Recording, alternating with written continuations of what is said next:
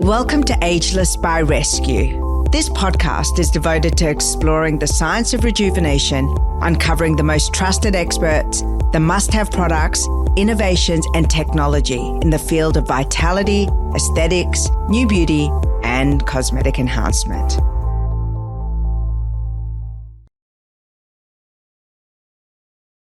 Well, it is always great to have someone that you know and you consider a work friend on the show. And Alison, you have got such an awesome background, and I want to really zero in on the name of your business and your handle, Relauncher, Alison. And I want to ask you why you have gone down this path, and then we're going to have a really interesting conversation about relaunching our lives, our brand, our careers. Well, it's a really interesting story because I started this business 13 years ago. And at the time, I had 2 small children, and I was just coming out of that mother bubble. And they were just starting school. And it was at a moment where I'm like, I just need a new chapter in my life, professionally and just personally. And it was all about, back then when I launched a business, it was all about relaunching you as a person. So basically I launched an online shop with a variety of coupons that you could go in and buy and pick a mix depending on how you wanted to relaunch yourself. So that might be your wardrobe, it might be your hair, it may be the way that you work out. So there were just so many different elements that you could pick and mix, but that is how Relauncher was born, and hence the name. You know what's crazy is I wrote a book called Rescue Me, an expert guide to a life more fabulous. And at the beginning of the book, I have presented this pyramid of beauty where I posit that, beauty is about these fundamental building blocks, and the pointy end of beauty, which is, how your hair, your face, your makeup, your clothes, is really just the peak. But what underpins beauty is financial security, health, emotional stability, and friendships, relationships working out. And then each chapter is a choose your own adventure to reimagining yourself. So it's really funny that you did it in that digital context with the coupons, and I did it in a book. And I still do it, in the Ageless is about that. It's about all the tools that help you feel energized, actualized, radiant, the very best version that you can be, where you feel ageless, where you feel boundless.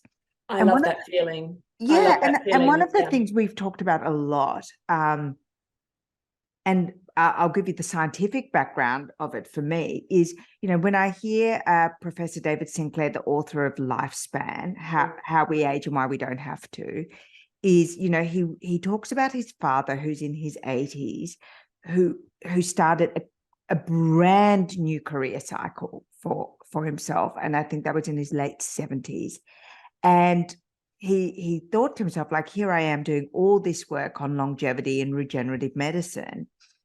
And the thing that we don't talk about a lot is what happens as the population is aging, but is still very healthy and very youthful in their vigor, in their thinking. So as we increase lifespan, what are we going to do with that increased lifespan?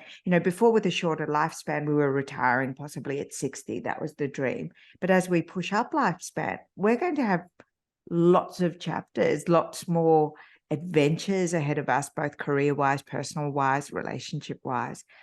And so I wanted to have the conversation with you, someone who specializes in holding the hand of people during these new chapters, whether they've come across the chapter due to some, the rug being pulled from under their feet in some way, redundancy, breakups, divorce, death, whatever. Very common. It's very common. Yeah. Or whether it's a moment of, it's a post-pandemic moment, like that's it, or a post-milestone birthday moment where it's like, I want to do more. I want to be more. So I'm going to ask you how you even unpack that for a client as a coach. A lot of it comes with experience. I've been doing this for 13 years, and it's my job to get to the root of, like, what is this change going to be for that person, and get to the root very, very quickly. And so the way that I work, which actually really helps me do my job efficiently and effectively, is to create a pre-consultation questionnaire. And it's so interesting because when people fill that form out and send it back to me, quite often they'll say to me, "Oh, that was so interesting doing that, because I had to ask questions that I hadn't asked myself before."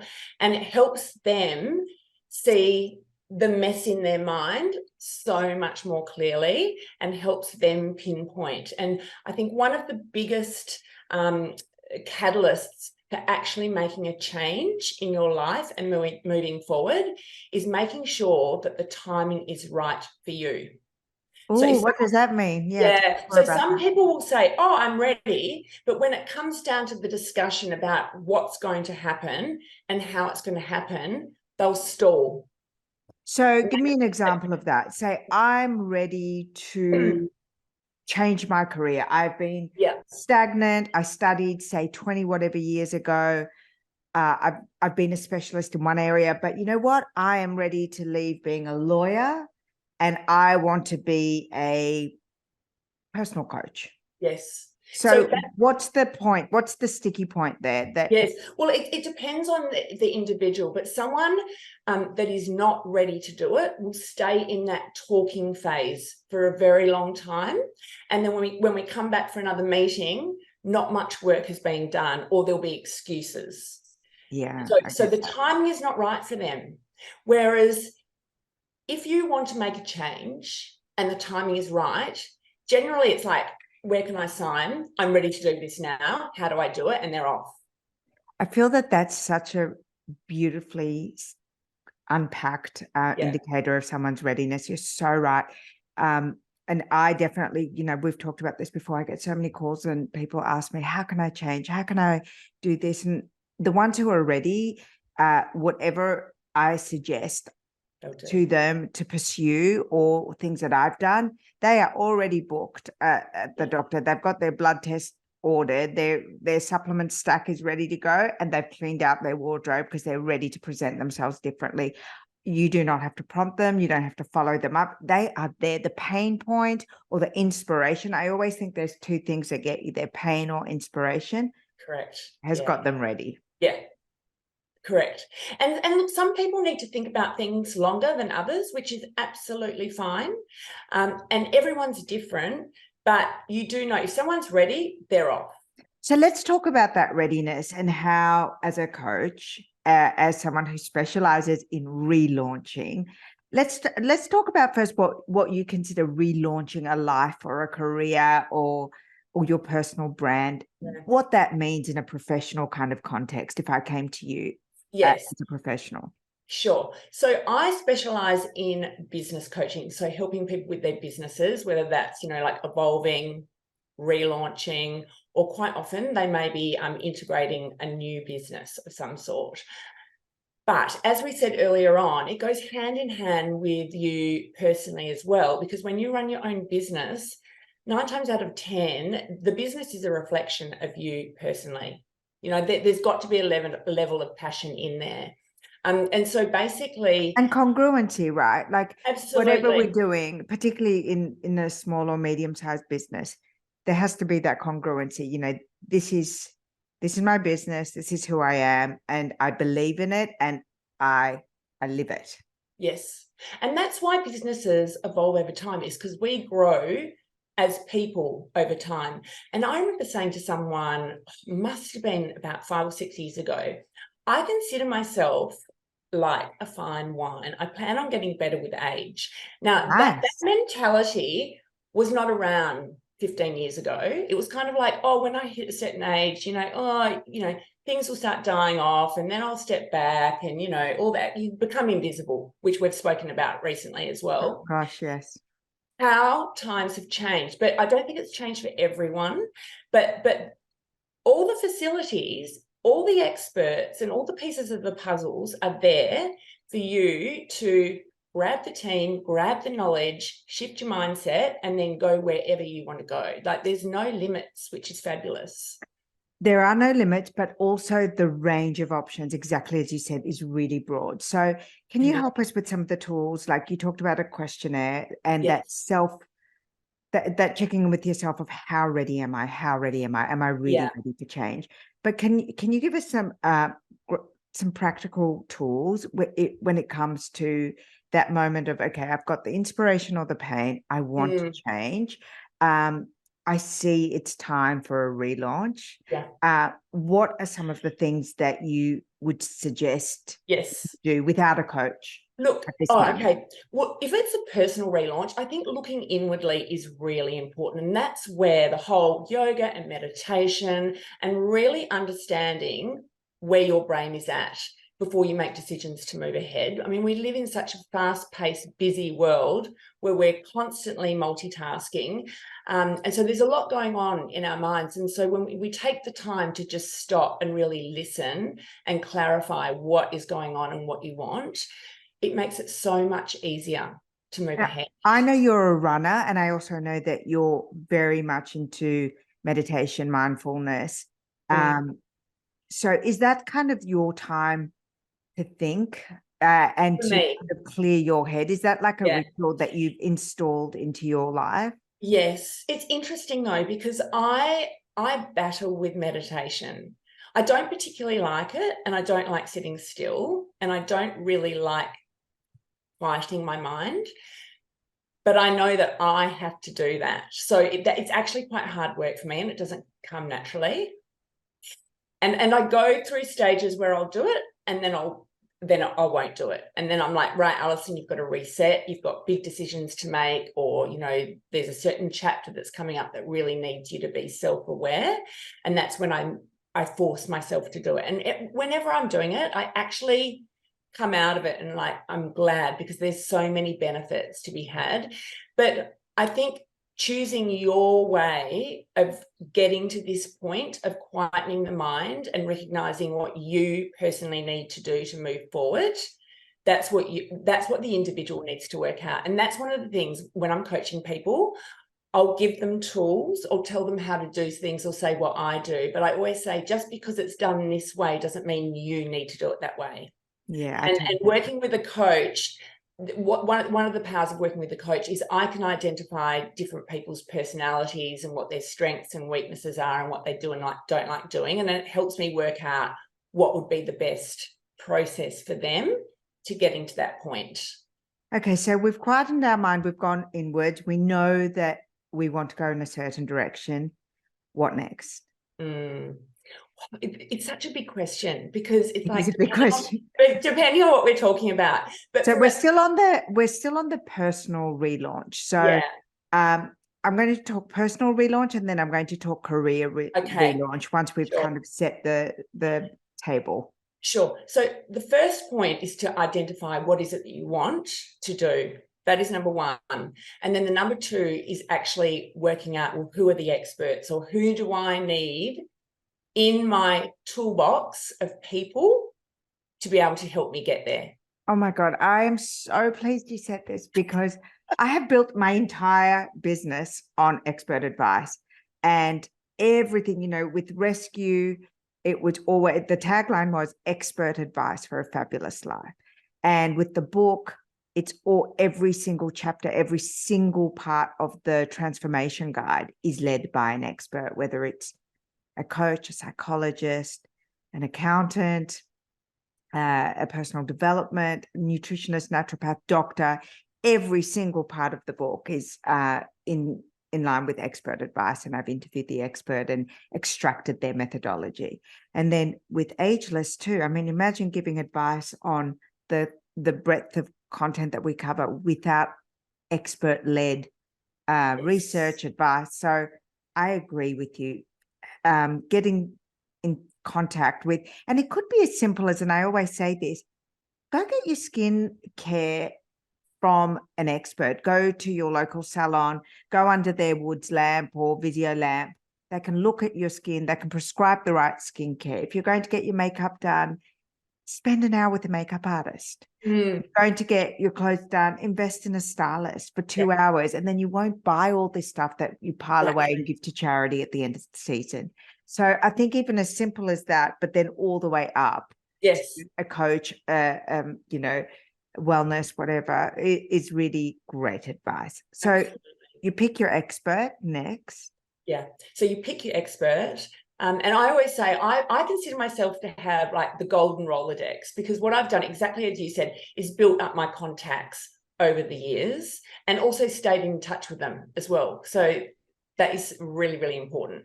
So getting the experts on board, and depending on what your situation is, it may be one expert, it may be several experts. And then when you're in touch with the experts, they guide you. And I think it's so important that as a consumer and a person, when you're going to an expert, that you really let them speak and listen to what they say and take on board what they say. Going to an expert with a closed mind and you doing all the talking does not allow you to learn and move ahead. Can you give me an example of where in your life, you know, you called in an expert at a point of relaunching or changing something fundamental about your Yeah. life?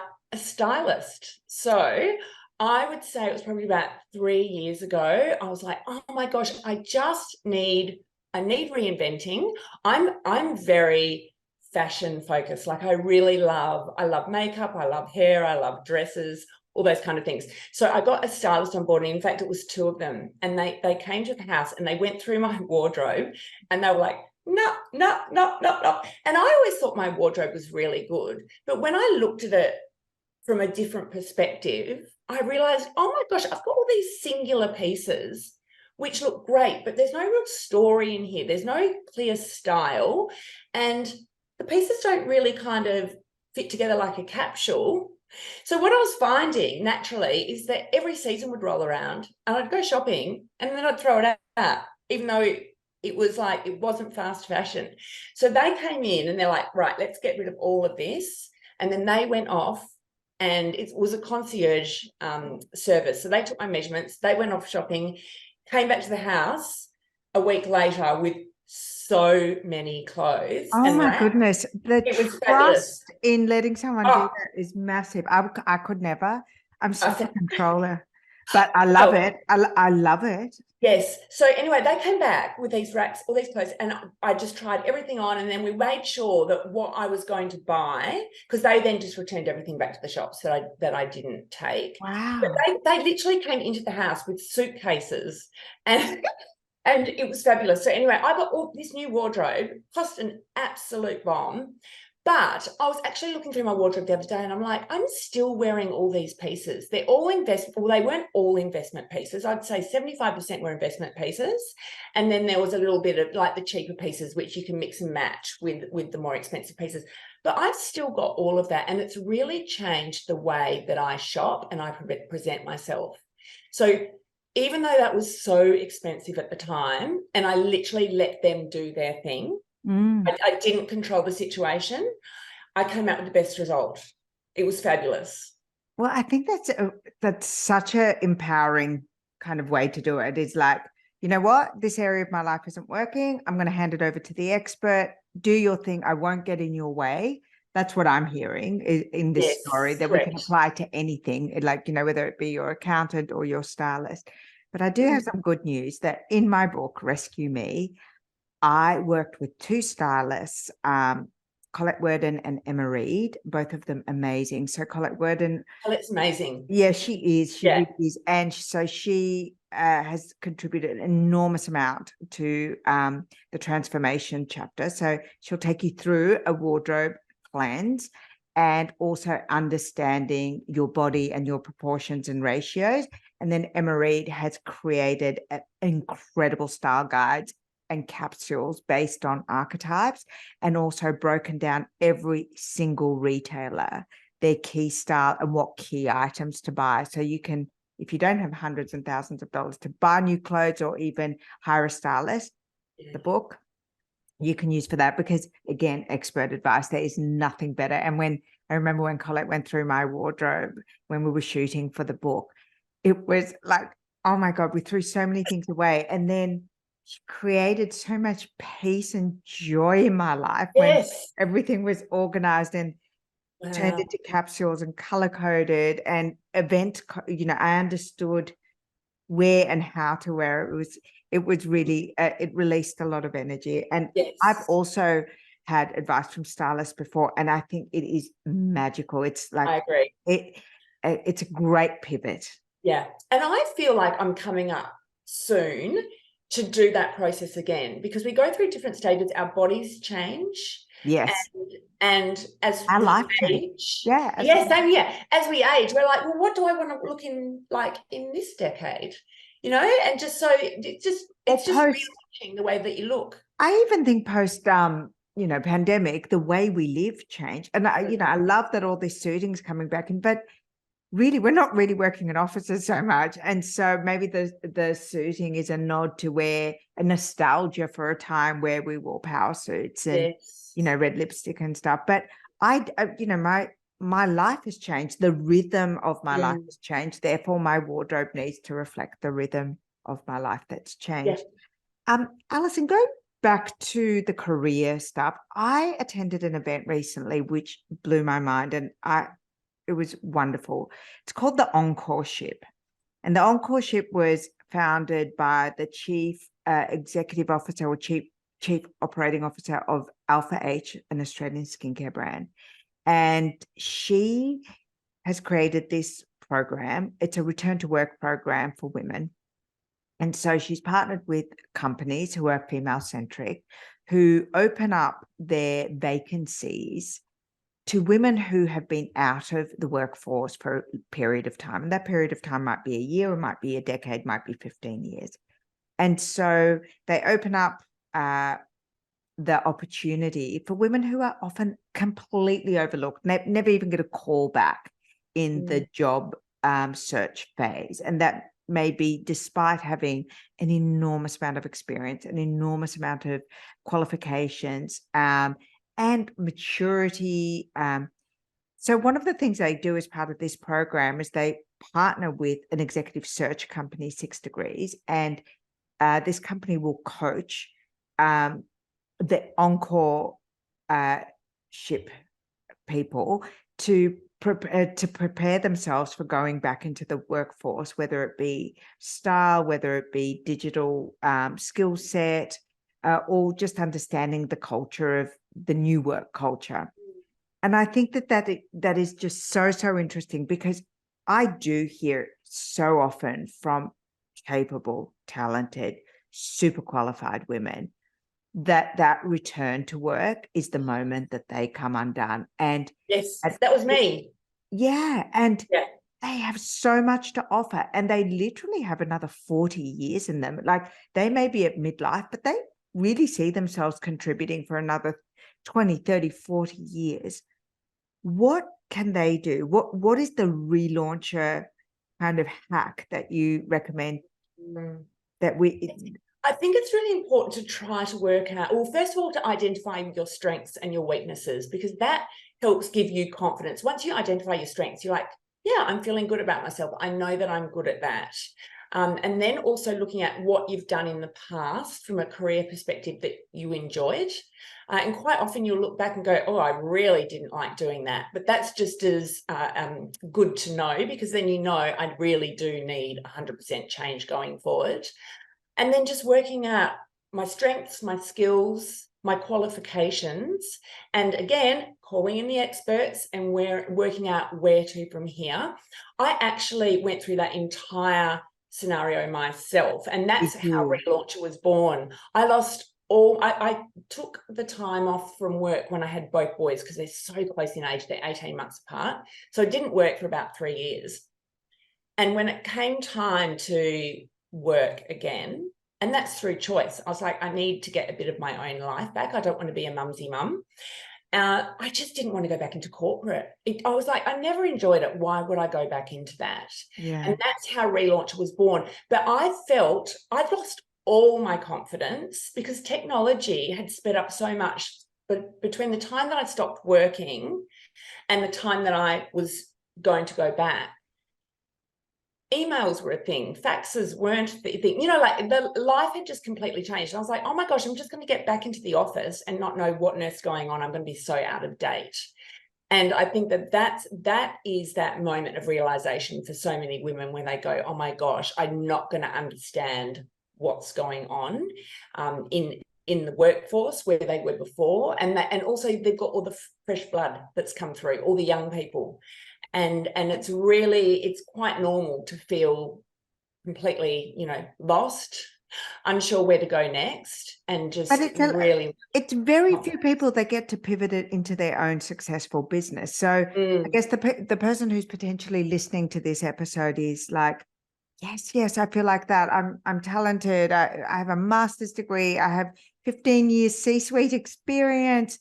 But yeah, I took some time out to raise my kids, and then there was COVID and da. So I'm wondering if they don't want to, you know, necessarily, or maybe you're right. Maybe one of the key options is to, you know, find your own business, and maybe this is a time to step out of, give yourself the permission to step out of corporate and business as usual. And you talk about experts. Who would be the right expert in that instance? So we've talked about other experts too. Who would you direct your client to? I would say either a career expert or even a life coach. Mm-hmm. A life coach is really fabulous for digging down and really helping you work out where to next. Being a business coach, I'm better off business coaching people that know what they want. Most of the people that I coach these days are fully established businesses. They've been going for 10 plus years, whereas I used to coach mainly startups. I still coach startups, but not nearly as much. But generally, that they know what they want by the time that they come to me.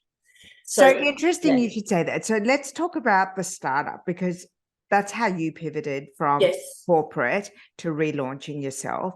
So if you are someone who's like, right, I'm not getting any callbacks for interviews, I'm not going to let this get me down, I'm going to start my own thing.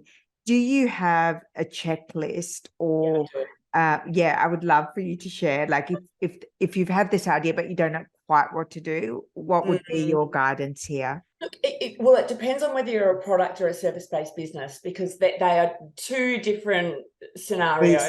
They are. Yeah. So, and also obviously, because I coach one-on-one, I just tailor everything specific to the individual and at what level and stage they come at when they come to me. But the first thing, this is just, to me, it's interesting to see. There's a lot of people that get swept away with the fun bit of the business. So they go, oh, branding, website, logo, packaging, you know, all the fun stuff. Yet when you really drill down, you're like, well, what's the offering? What's the price point? What actually is the product or the service? Can you clarify? When in startup mode, a lot of people get really stuck. Like, they find it really hard, particularly in service businesses, really hard to articulate what it is that they're doing or what they're offering. And really, that's where you need to start, because that's where the money is coming from. And that's where you work out whether business is viable or not. So number one is what is the product or the service that you're selling, and who are you targeting it to, and what is the anticipated price point. And right at the beginning, it's hard to really nail down that price point, but you've got to have a vague idea of what you're going in at. But that is where you need to start, is what is the product or service. What's interesting is when I speak to my friends who, you know, maybe want to go into that business mode, is exactly like you said, they're so caught up in the perfection, the outer appearance. And I always say, look, any business I've ever launched, I've just started it, and then I refine the process as I get market intelligence or data or customer feedback. You don't have to be perfect. You know, we were talking about my book before. I'd written it before I got a book deal. I just went ahead with it, with my idea, with my hunch, with what I wanted to put out into the world. And then I was invited by HarperCollins, a division of HarperCollins, to publish my book, but I already had it. So their editor just helped me refine the process. When I launched Rescue, the first iteration of Rescue, I just had a database. I just asked every famous person that I knew in my little black book. I had an amazing gold Rolodex. I do have a gold Rolodex, and I was able to reach out to captains of industry and Yeah. say, would you write content for my website? And my entire premise was expert advice. And it looked ugly at first and it was clunky and clumsy, but I just got it up and did it. And the same with Ageless, you know, this podcast was born in lockdown. I just went and bought a microphone. I plugged it into my computer. I bought a ring light from Kmart and off I went. Yeah. So I really have understood that part of the brief. However, I think one of the things that you spoke about is being articulate about what your business, your product or service is really key. And I think understanding pricing is really key. And I think understanding what the market is really key. Yeah, and absolutely. sometimes that needs a little bit of hand holding. Yes, exactly. And also, I would say 9 times out of 10, if not 10 times out of 10, where you launch that business and where that business is in 3 years' time is completely different. Completely different. And where I do see some people get stuck is they really don't want to change, or they don't want to evolve the business because they've spent so much time, energy, and money in the initial phases that they feel like they have to stay in that initial phase or that initial projection for as long as they personally think to give it a really good try. So I'm not for sort of darting and changing business ideas and propositions too quickly, but at the same time, you've really got to be open to, this is just naturally going to evolve and change, exactly like we do as humans and individual people, and to let it run its course. And if you really stop and you listen to what your audience and your customers are saying in the feedback, that really will help guide you and where you need to go. What about failure? I do a keynote speech that's called Failure is My Secret Sauce, and I kind of stand by it. It's not just a cute title. I've learned more from failure than I have from success. And that's, you know, that's not an Einstein moment. That's human reality. Yes. And one of the guests that I've had on the show before, Lisa Messenger, she always talks about failing fast. And I think Richard Branson is where she got that concept from. You know, if you're going to fail fast so that you can move forward.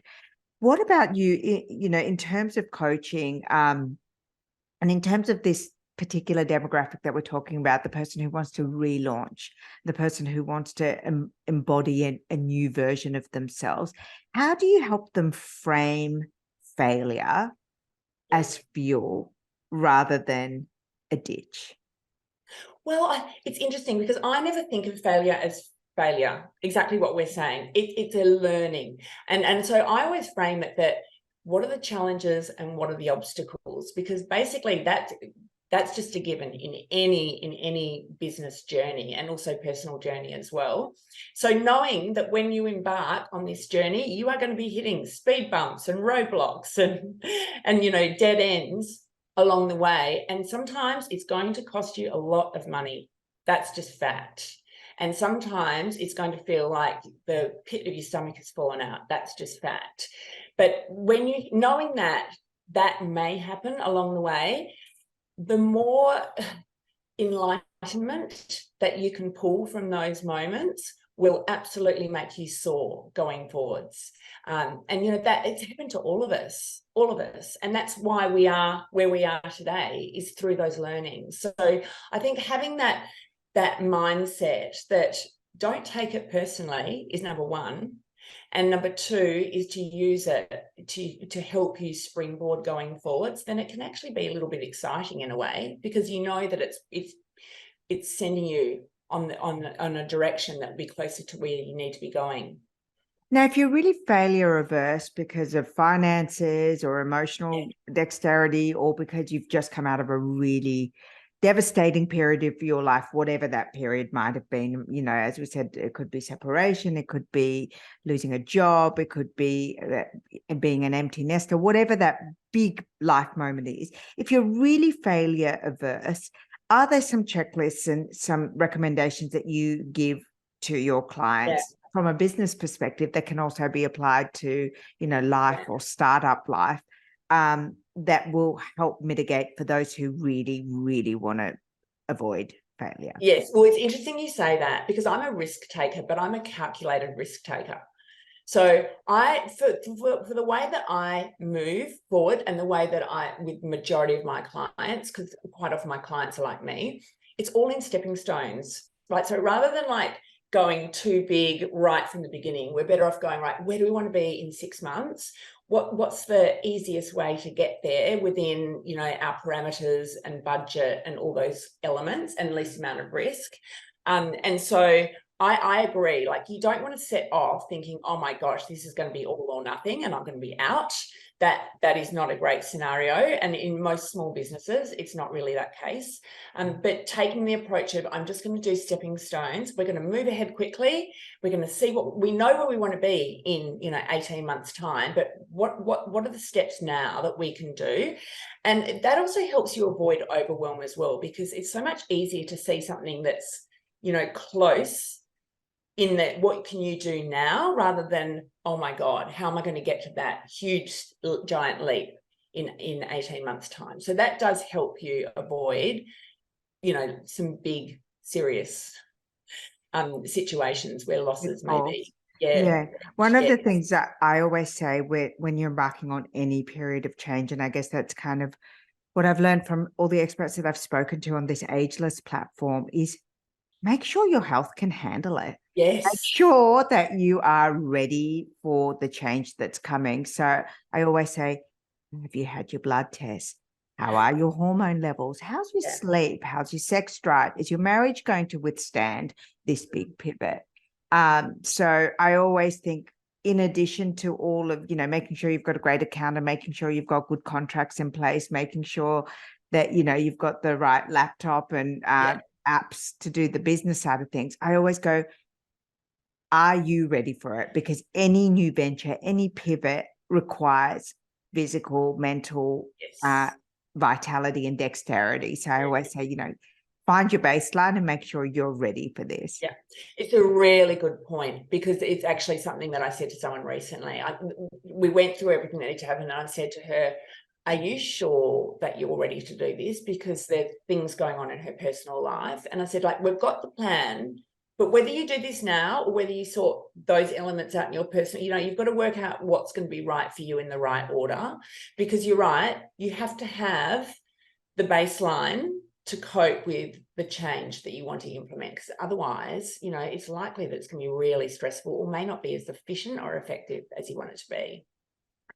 I want to ask you, since we're on the topic of health and wellness and beauty, have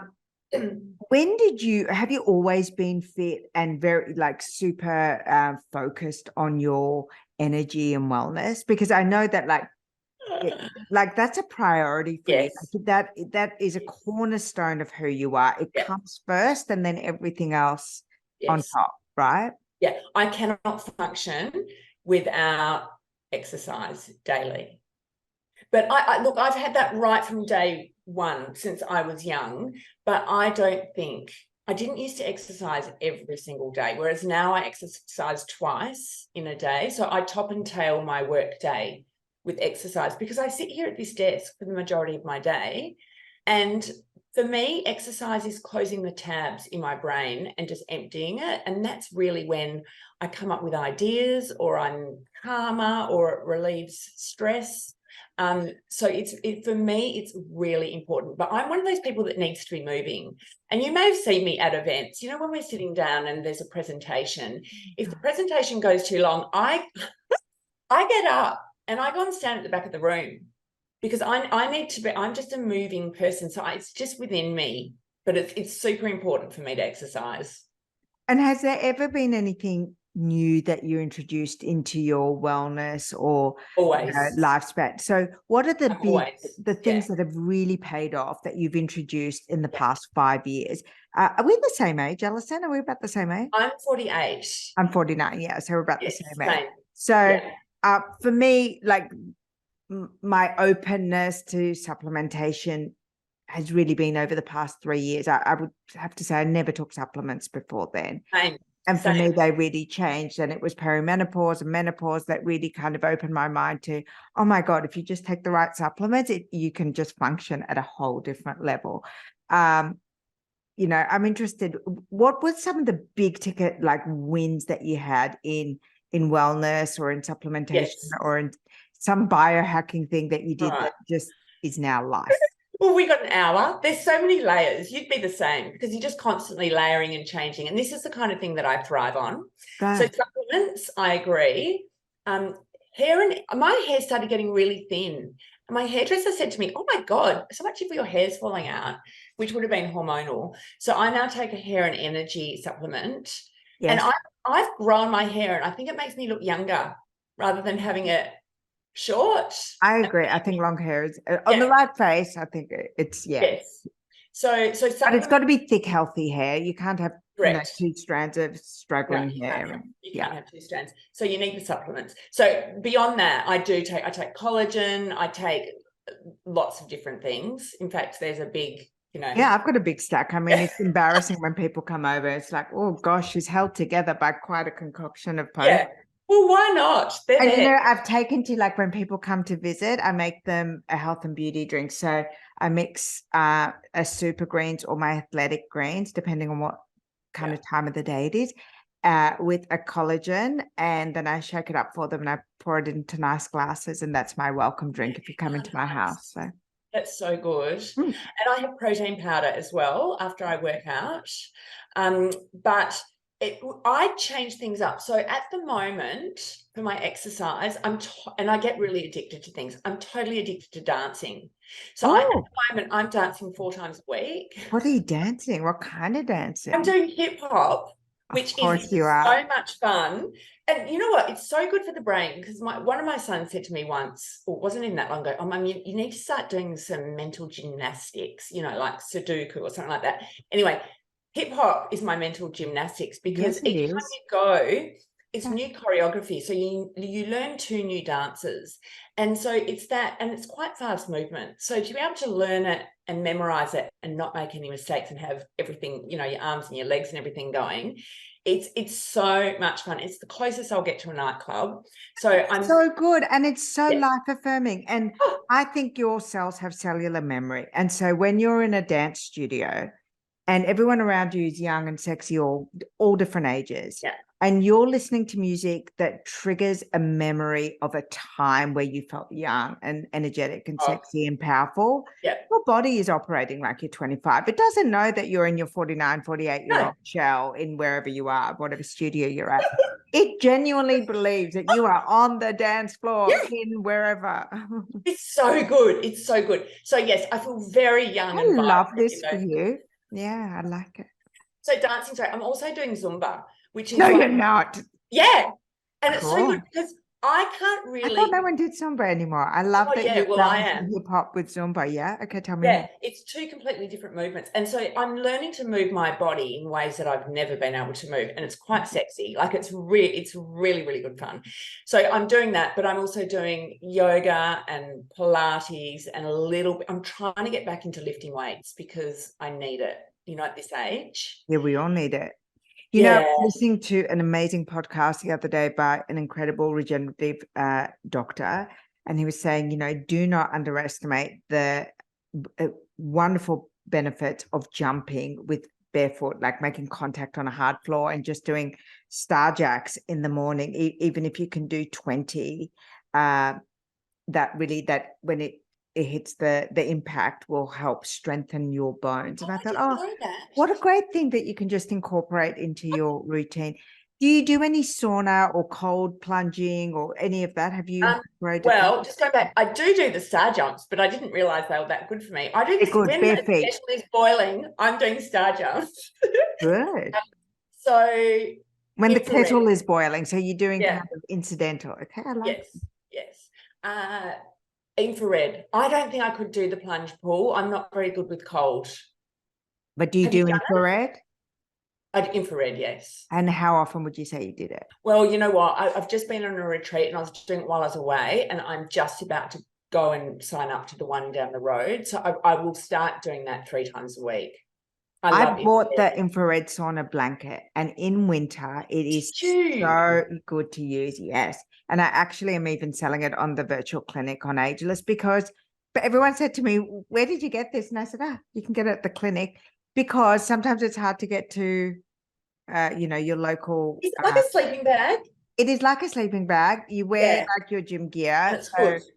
I go in and I do it for about 25 minutes. I don't do 45 minutes as I would if I went to a sauna. I do 25 minutes, and then I put my Omnilux LED mask on at the same time. So that goes for 10 minutes. My body is in the little caterpillar cocoon for 25 minutes. Maybe Then I I should get the wipe cocoon. it down. And it's so good because I do it. And it's amazing for like pain and just, your muscles. Yes. It's amazing for brain clarity. I find the brain clarity bit the best. It's amazing for sleep. It's amazing for my skin. Yeah, I'm into it. How do you clean it out You inside? just wipe Is it there like down. You wipe oh, it do down. you? Yeah, and you can also buy sleeves for it as well. Yeah. But because it's only mine and only I use it, I just wipe it down. And super hygienic, really cost effective, and I love it. And in winter, it's cozy. Well, that's the thing. That's why I'm like, I need to get back into it because it's getting cold, and my body in cold just doesn't like it. Because you're lean too. I know. Tell me, what other biohacking things do you do, or what have you done in the past kind of 3 or 4 years? Because we're about the same age. I'm interested. Like, did you do anything to kind of catch your hormonal dips? You supplemented with DHEA. Of course I did. Yeah. Yeah, it works, right? Like Yeah. It's magical. Yeah. So I found a fabulous naturopath. See, I've got a lot of naturopathic clients, but I would never go to one of my clients for my own, for this kind of thing. So amazing lady that's close to me, and my hormones were all over the place, and my periods were all over the place, and it was just a bit of a mess. So she put me on all this whiz bang potions and herbs and everything. And I would say within about 12 weeks, I had to go on the FODMAP diet as well because all my gut was just terrible. But I reckon within about 12 weeks, I was like brand new, and I have been ever since. So every now and again, I'll go and check in with her and say, this is not quite right. And she fixes me quite quickly, I think because the base was reset. So she just, it was amazing. So I did that, I would say 2 years ago, and that made a huge difference. Do you have any kind of eating or nutritional rituals that really have worked for you for supporting your energy and your health and vitality, particularly with 2 boys, a business, a husband, a wife? Yeah, look, I eat really clean because that's what makes me feel light and energetic. I don't particularly like that feeling of food in my stomach. You know how some people like that feeling of feeling full? I don't. I like to just feel neutral. So I eat fish. I eat meat, but hardly ever. Like maybe like once a week, and only a small portion. So it's mainly a plant-based diet. Mainly, and I don't eat processed foods, and I drink ever. Every now and again. Like, in saying that, if I get served a piece of cake while I'm out, or I'll eat it. So I'm not so strict that I don't allow myself. But when I'm cooking for myself and all of that, it's brown rice, it's fish, it's vegetables, and then in a sauce that I've made, not that I've bought. Yeah. I still drink alcohol. I'm a big vodka on the rocks girl. And why vodka and not wine? Is it because of the sugar and the inflammation? Yeah. Okay, sugar not good for me. Again, I'll have it every now and again, but if I have sugar, it makes me want more, and it doesn't make me feel good at all. So I try to avoid it most of the time. Wine gives me a headache. Gosh, wine floors me these days. It's really bad for me too. I think it's the sugar or the preservatives. I have to have organic wine. Yeah. I can't drink most Australian wines, unfortunately. I feel shocking the next day. Shocking.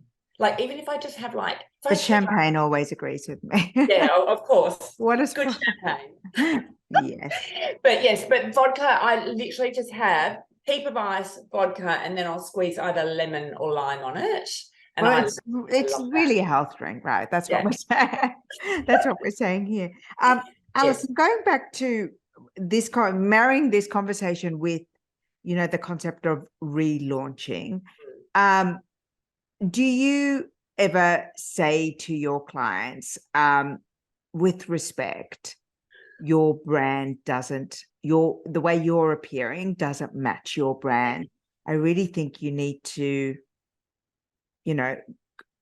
polish that aspect of yourself up. Is that something that you're able to say to people? I am, and I think that that's one of the reasons why people come to me. Because so many of my clients will say, I've come to you because I know you're going to tell me the truth. I'm very, very black and white, because for me, time's money, and people are paying to, come to me for my opinion. So I'm not going to beat around the bush, but in the same way, I'm never going to make someone feel uncomfortable ever, ever, ever. And I'll do things when I know that they're ready to hear them. But yes, like that is just part of the evolution of the brand, is that, we need to relook at the way that we look, so that we are fitting inside, we fit with our brand and our business, because otherwise they're two disjointed entities. And that, when you run a small business, whether you like it or not, people want to know, who's the person behind the brand? Who am I buying from? And so it's really important that there's synergy. Absolutely. And also coming back to the idea of, relaunching, and whether it's a business that you're creating or going back into the workforce as a reimagined, let's say, version of ourselves. Do you also think that there is some value in tools such as NLP, and the way that we word and the words that we use, and the lexicon that we have at our fingertips? Because I always can tell how old someone is and how updated they are by the turn of phrase, their understanding of things, like the understanding and use of emojis. Where in the timeline of digital evolution they are, what kind of words that they use to describe being happy, to describe being sad. Do you coach people on those finer nuances? No, I don't. Right. I don't. But it's actually a really good point. I think it's really interesting, because for me, you can really tell, and you can't, it's such a clangor when it comes out. You don't notice it until you notice it. Yes. But, the clients that I attract, most of them are up with everything. They're current. They are current. Okay. They are. And what if you weren't? Where would you say, what do you have any kind of rule of thumb? Because for me, I always think, if I'm feeling out of the loop, spend a couple of hours on TikTok, listen to some new music. Like, you have to listen to new music. You just have to listen to music. And loud. Yeah. And I always also say, look at what's trending in the zeitgeist, on TV, on Netflix, or whatever. Yes. Because just plugging into the zeitgeist rather than only listening to or doing what you always like. Yes. The other thing I always do, and I challenge myself on this all the time, is to read articles and watch news from opposing political or ethical viewpoints. So, a little bit of Fox News makes me want to throw the television out the window. But I always think I need to know what people who aren't like me think, so that I can remain relevant and current. It's so important, because, as we know with the social media algorithms, if we start liking a certain topic, we only get served that topic. So it's very easy to become very insular.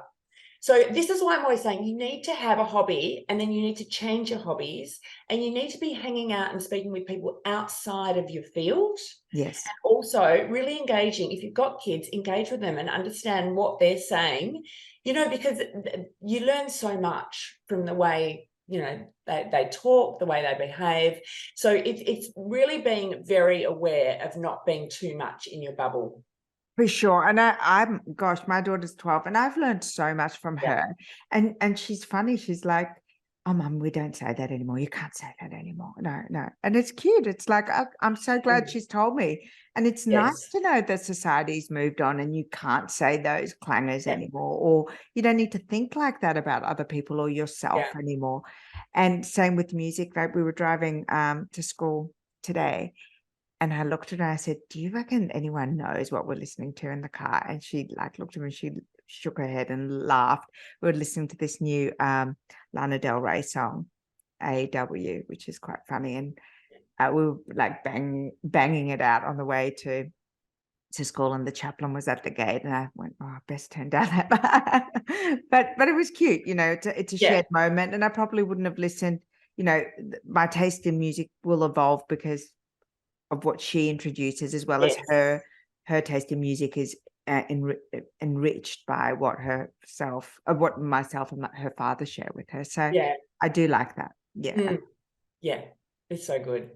And to finish it off, if you were going to give any advice for relaunching, you know, the hard relaunch, what would be 3 things that you think that we could go and do right now? You know, something we could listen to. I know you have an amazing podcast with great inspirational stories, something that we could read, something that we could do. Tell me, what are the top 3 things we could do? Look, I would say get on a social media platform, whether it's TikTok or Instagram, and just find some people that you personally find inspiring and engaging, because just absorbing their information and their content will fuel your own interest.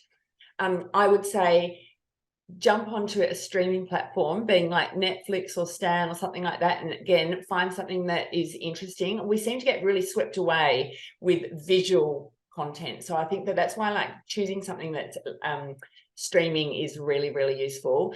And get out from behind the computer and go and hang out with some people. So that may be finding an event, finding a networking group, finding a book club, something along the lines, or a new hobby where you are engaging with new people that you haven't done before, because again, you can take so much inspiration away, whether it's from the people or the actual reason why you're there. You can have some real light bulb moments that can help give you direction in terms of where you want to go next. I think that's great. And I'm going to link to your website, and so they can discover your podcast, because you interview so many people who've actually experienced this. And so they will share their inspirational stories. And I think it's always nice to hear from real people who have, for lack of a better word, pivoted or relaunched or found, an encore moment in their career and in their life. And I think those stories are beautiful and super helpful. Yeah. Thank you so much for having me. Oh my God, we could have talked about so many things, but it's so great to have you on the show. I've been on your podcast, Mindful Biz, twice. And you were very kind to invite me again. I said, no, it's you who has to come on my show.